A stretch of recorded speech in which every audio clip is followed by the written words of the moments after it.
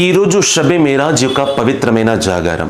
ఈరోజు మనం నమాజ్ ఎలా చేయాలి, స్పెషల్ నమాజ్ యొక్క పద్ధతి ఏమిటి అన్నీ ఈరోజు వివరిస్తాను. జాగ్రత్తగా వినండి.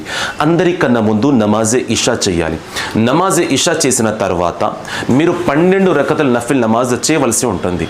దాని యొక్క నియత్ ఈ విధంగా చేసుకోండి. నియత్ చేస్తున్నాను నేను 12 రకతుల నఫిల్ నమాజ్ అల్లాహ్ కోసం. నా యొక్క ముఖ దిశ కాబా వైపు అల్లాహు అక్బర్ అని చెప్పి నమాజ్ను స్టార్ట్ చేస్తారు. గుర్తుపెట్టుకోండి, నమాజ్ ఎక్కడ కూడా మధ్యలో ఆపకూడదు.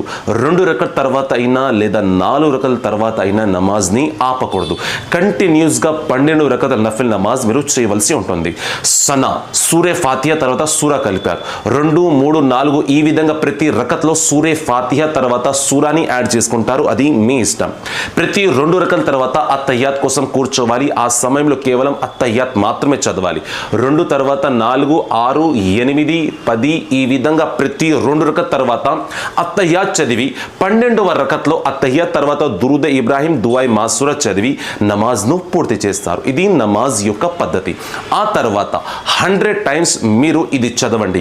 సుబ్హానల్లాహి వల్హమ్దులిల్లాహి వలా ఇలాహా ఇల్లల్లాహు వల్లాహు అక్బర్ 100 సార్లు చదివిన తర్వాత మళ్ళీ 100 సార్లు మీ పాపాల యొక్క క్షమాపణ కోరండి. అస్తగ్ఫిరుల్లాహ్ అని 100 సార్లు చదవండి.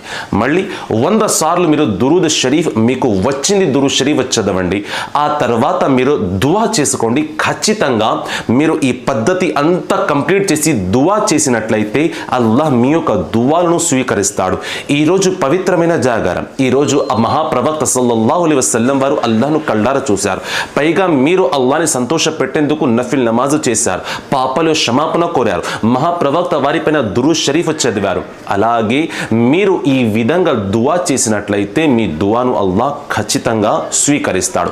నా తరపున మీకు, మీ కుటుంబ సభ్యులందరికీ షబే మేరాజ్ యొక్క శుభాకాంక్షలు తెలియజేస్తున్నాను.